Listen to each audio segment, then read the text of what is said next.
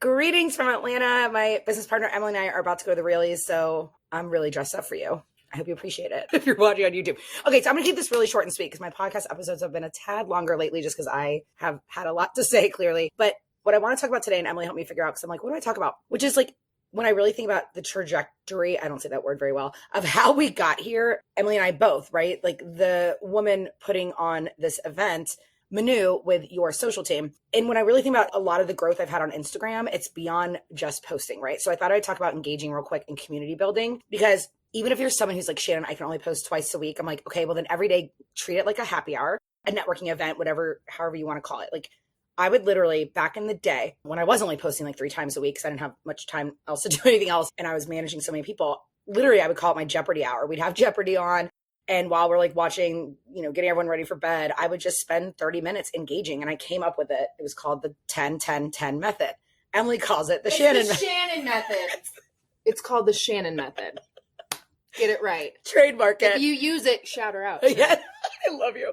But I came up with it because I was engaging for so many other businesses, like a title company, a boutique, a hair salon. And what I would do is I would spend the first 10 minutes engaging with the feed. So people they're already actively following, I would leave comments, not just cute, right? I would leave a comment that would spark a conversation or make it meaningful. I spend the next 10 minutes going through Instagram stories, replying to stories, et cetera, commenting on stories. And sometimes a little fun fact for you, because, everything's based on an algorithm. I would sometimes swipe my stories all the way left. So I'd go to the end of the storyline and I'd work my way backwards, because a lot of those people at the end are people I haven't connected with for a long time. They're not seeing my content. I'm not seeing theirs, et cetera. Then the last 10 I would spend engaging with hashtags. But another way to think of it is just accounts that your people are following. So let's say I work, especially when I was doing full-on management, most of my clients were local. So let's say they were a yoga studio. I would be like, okay, what coffee shops are near the yoga studio? What local influencers are your people following?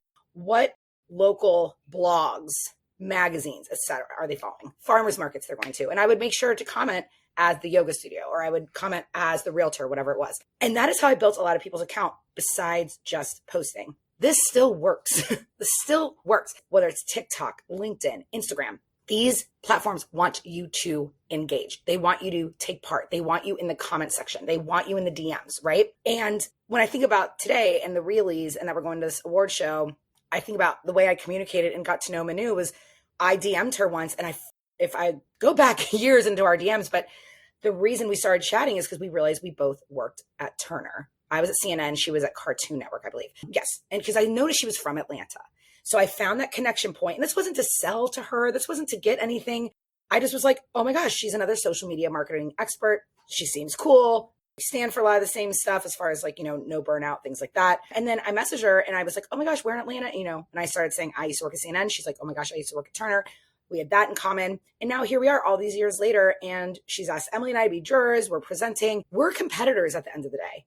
But I've never looked at my competition as a competitor. I have collabed with people. I come into masterminds where someone literally does the same thing as me. I'll go talk about that. They'll come into our mastermind and membership sometimes with Emily and I, talk about what they do. And what was so funny is Emily, every time we'd have someone come in who's an expert in our field, come in and talk, and they say the same stuff we do, we'd be like, yeah. And sometimes people need to hear that to really know that you know what you're talking about. It's not just you, it's other people, right? So here's what you can do. You can use the 10-10-10 method, the Shannon method. If you are like, Shannon, I don't have 30 minutes or whatever, 5-5-5. Or maybe in the morning, you engage with your feed. In the afternoon, when you find yourself doom scrolling or whatever, right to stories and go comment on and leave, sweet DMs to people. When I see Adam Mosseri, the head of Instagram posts, I make sure I always comment on that post. And it's not just to get visible. It's also because I want to chime in and also say thank you. And whatever the information is he's sharing. So think of it that way. What are accounts your people are following? So again, if you're a business coach, or maybe you only coach women, they're probably following accounts like Flowdesk, that sort of thing, right? If you're in the online space. Teachable is here. We had a dinner with Teachable. They were amazing. They hosted this dinner last night. If I was managing Teachable, and they have a huge following, so they're obviously doing the right thing, but I would engage with other accounts that aren't direct, maybe competitors of theirs, or they could, because they all offer something different. I just want to encourage you to know that posting isn't the only way to grow. I have gotten so many comments or followers over the years from leaving a comment, or just from swooping into their DMs and being like, hey, I see you're in the same field. Oh my gosh. Also, local Raleigh influencers. I have literally slipped into their DMs and been like, oh my gosh, I love that coffee shop. And then they'll follow me. I'll follow them back. We'll start yapping and we'll be like, hopefully we run into each other at an event sometime. So that's all I wanted to say today. I wanted to keep it really short and sweet, that we are on here to be social, not just post.